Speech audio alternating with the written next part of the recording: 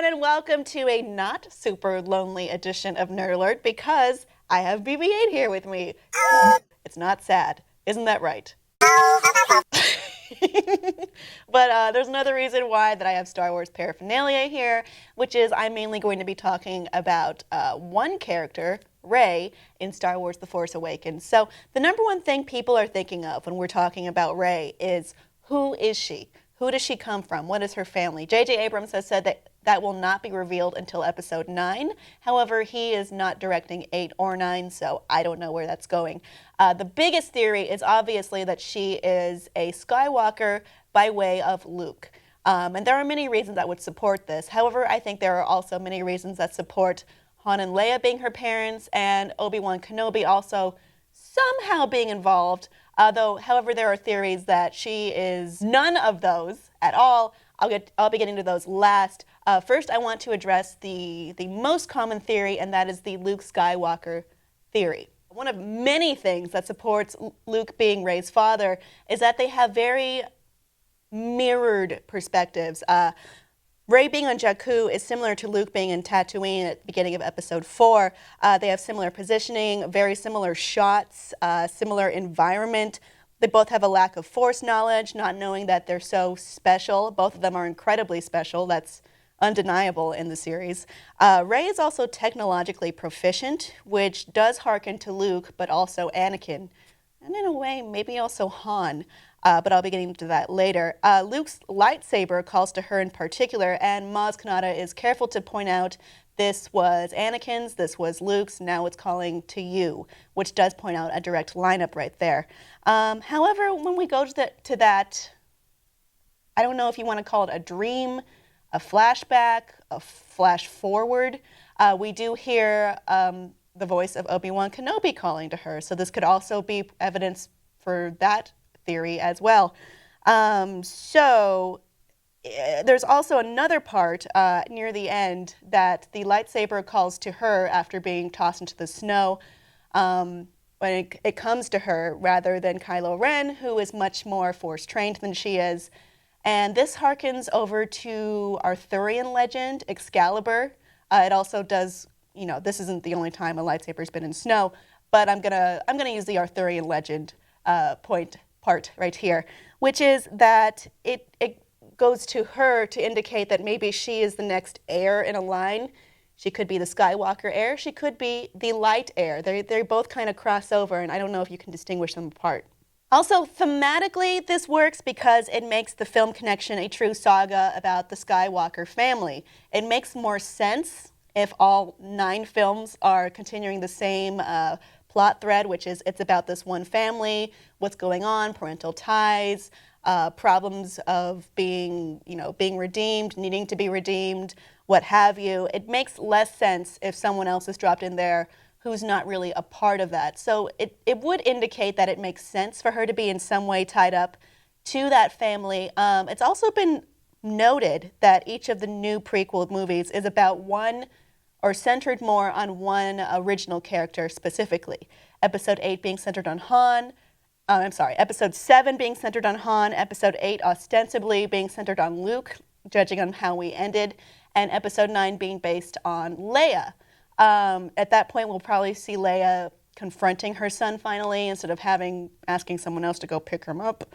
And then perhaps that would be the end of the saga, or having all the ties tied off, ended, closed. There is some notable evidence of guilt and fear in Luke's eyes at the end of Episode 7 when he's looking on at Rey. We don't know what's about to happen next. It's very exciting, but what is that guilt and fear coming from? Is it from leaving one's own child behind? Is it from failing perhaps a Padawan or someone in his own school?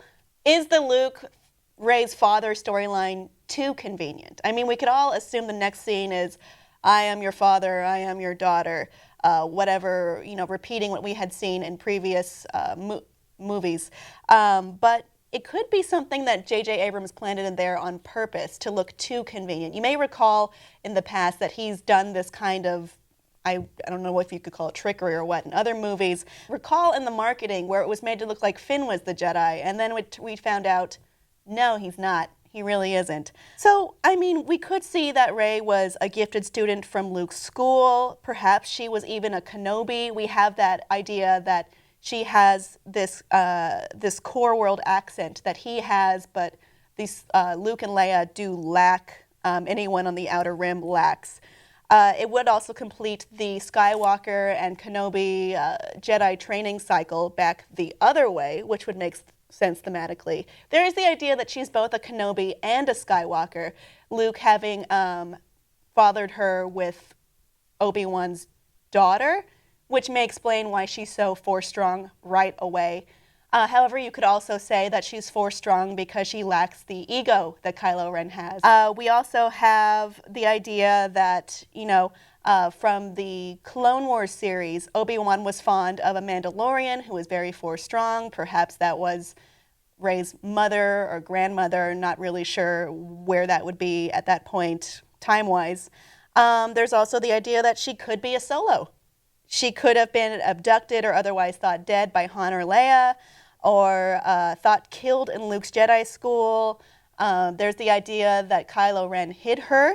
This would explain the other possible theory about Kylo Ren actually being an agent for the light side and having a very complicated story. You can look that up. I'll link it below. But then there's this weird familiarity between Han and Leia and Rey. We have the scene where Han offers her a job. It's very lingering, very odd. He also doesn't offer her the job until she tells him her name, which indicates, that he's thinking, I have an idea of who this person is. If she is who I think she is, I need to keep her close to the vest. I need her around. I need to be able to watch her. And then there was that hug between Leia and Rey near the end, which seemed a little odd. We're at this point where Chewbacca, who is Leia's friend, established, has lost his best friend, her husband, her ex-husband. I'm not sure how official the divorce was at that point. It just seems odd that she would immediately go to Rey and hug her and comfort her. It could be said that they're bonding. It could be said that Leia knows who she is or has an idea of who she is.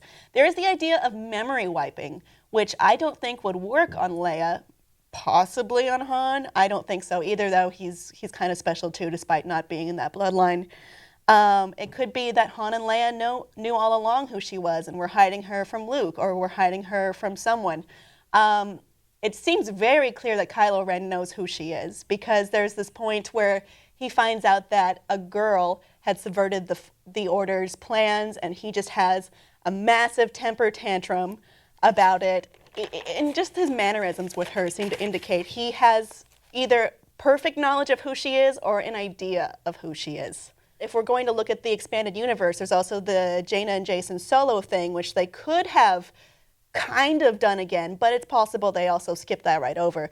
That's up to you to decide. There's also the theory that Rey is a reincarnation of Darth Vader Anakin himself, because he was born from the Force, and so in a way she is also related to the Skywalker clan by that way. It's very confusing, very odd. I am not taking down that video that hints that she may be a Solo, because we don't know. We just don't know at this point, and we probably won't know until episode 9, which is a couple years away. So, I mean, we all have a lot of different theories. It's fun to talk about. I don't know at this point, because of all this different evidence, where she could possibly be. BB-8, what's your idea? Exactly.